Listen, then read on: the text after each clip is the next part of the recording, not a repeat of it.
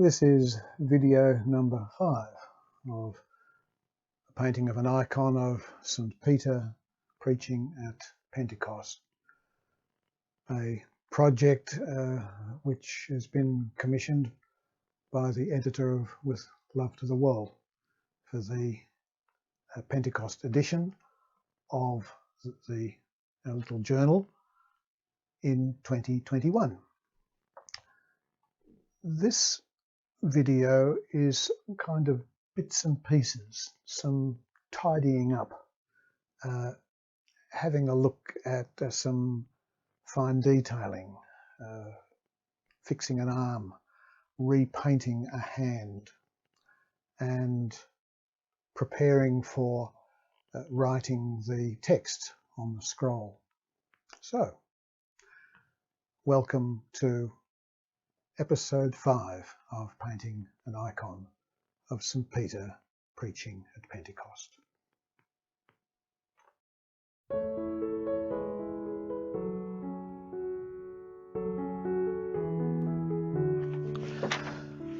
Now, putting the lettering in this icon is a little way off yet. There's still background to put in, but I just want to start preparing for that day, and to that end I've got some tracing paper because I want to make an accurate copy of the scroll, because I want to plot the lettering on the scroll very accurately. And so with a pencil I will trace around the scroll.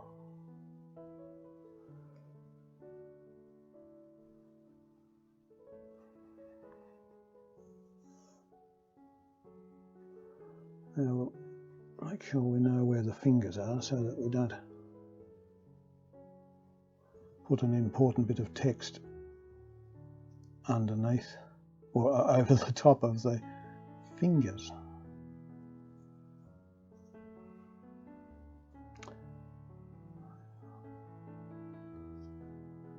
Indicate where that is too. Okay, can take that away now, and I know the shape of the scroll. Well, let's take a little tour of the icon at this stage. I have shown you how I traced the shape of the scroll onto tracing paper.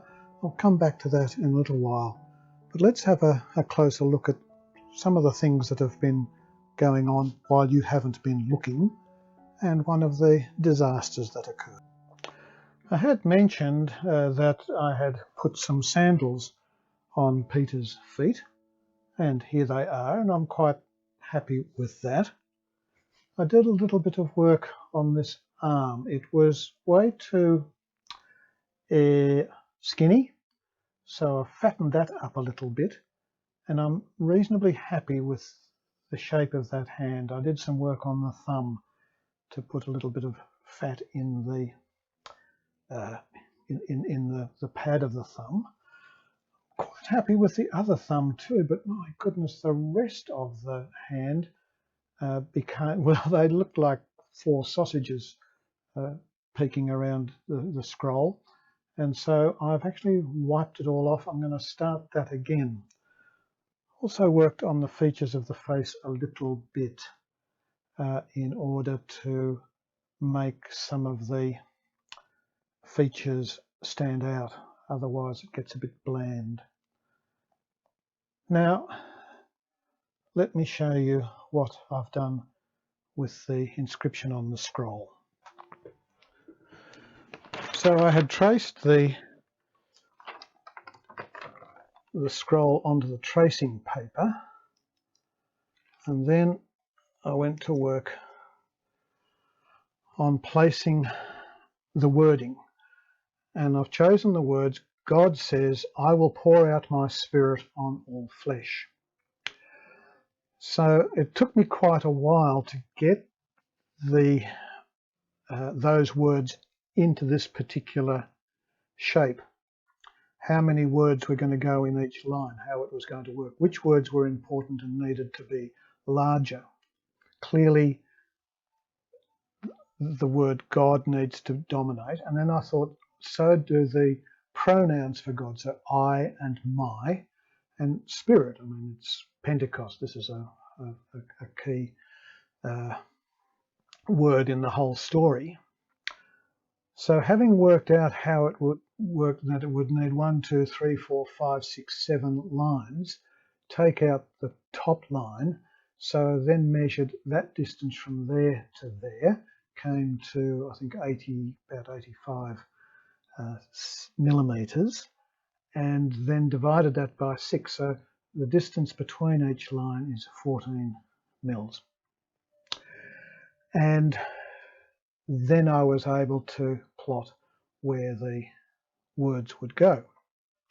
Now, one of the things that is tricky about a scroll that kind of scrolls, that twists around, what I've learned from probably bitter experience is that, first of all, you keep the axis of your script the same, but the axis or the axis of the letters themselves correspond with what's happening to the plane of the scroll, which is changing all the time.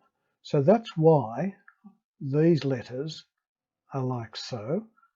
This letter is lined up with that plane. These letters are pretty much straight because that's what is happening there all the way down here until we get to flesh, and that's the plane of it. We're still staying on that straight line, but the letters, their height is shaped according to what's happening to the scroll. So let's tackle this hand problem. Hands are difficult because they're all over the place. I mean, that's a hand. If it's straight, it's not so difficult. We just remember that a hand is about 3/4 of a head size. But as soon as you turn it, it all changes. If you make a fist, if you make a sign of blessing, it does other strange things. So hands are difficult. Now, to tackle my hand problem for this icon, I thought, what better model than my own hand? So I took hold of a piece of paper and with my iPad took this photo. So let's see how it works as I paint this hand onto Peter's right arm underneath the scroll. Let's have a go. What I have done is to mix up some pigments already, and I've made a photocopy of my hand in black and white. Hello, Catherine. And I'll sit that there so that I can follow it closely. Now I'm going to go back to using the yellow ochre to get this shape working. Now the thumb I'm okay with. I'm not going to worry about the thumb. What I will do, however, is to get a piece of paper so that I can lean my hand against the painting without fear of mucking it up. It's just a general shape. That's going to work okay like that, and up over there, so that's all right. But then we're going to, now that finger really comes up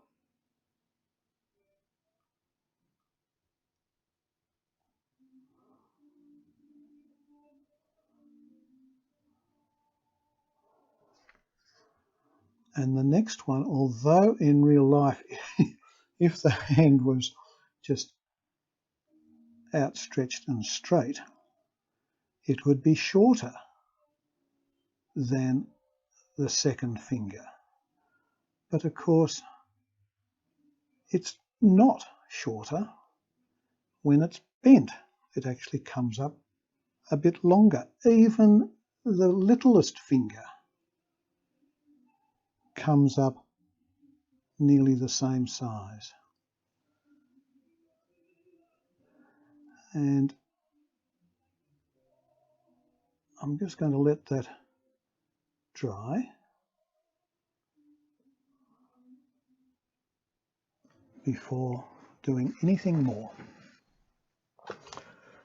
Now I've added some black to the yellow so that we start to define the image a little bit more. Really wipe it off very thoroughly.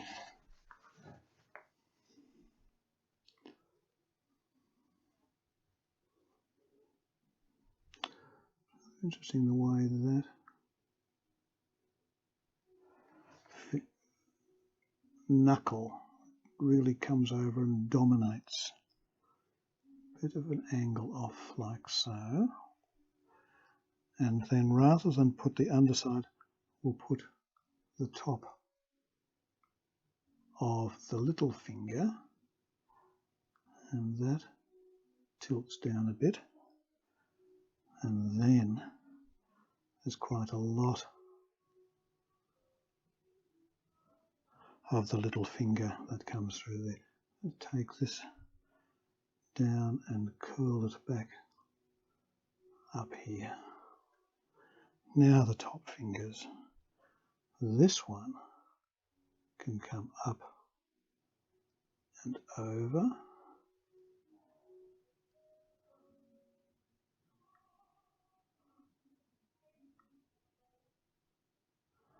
And then the index finger will come around like that. And that is. Now I'm even going to think about the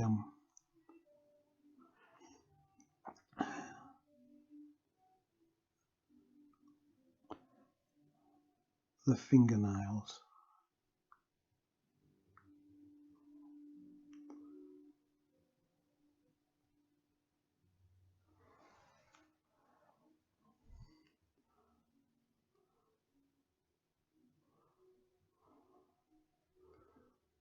I'm going to do some shading, and this really is where the knuckles sit out.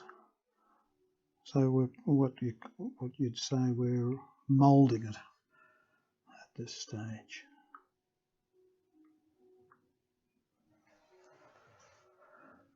Now I think that looks better already.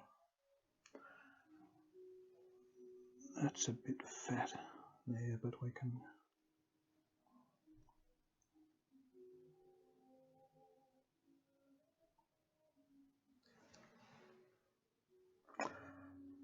That's looking more like a hand.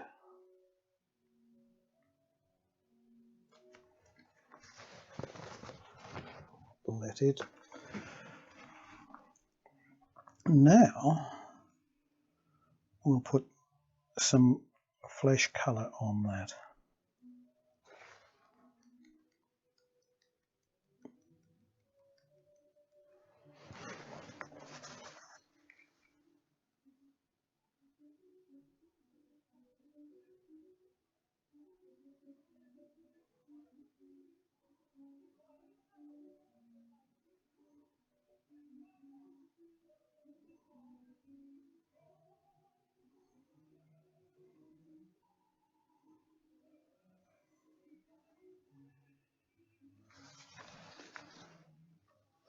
I'm going to go over this thumb again too. It's just sort of a bit white. Okay.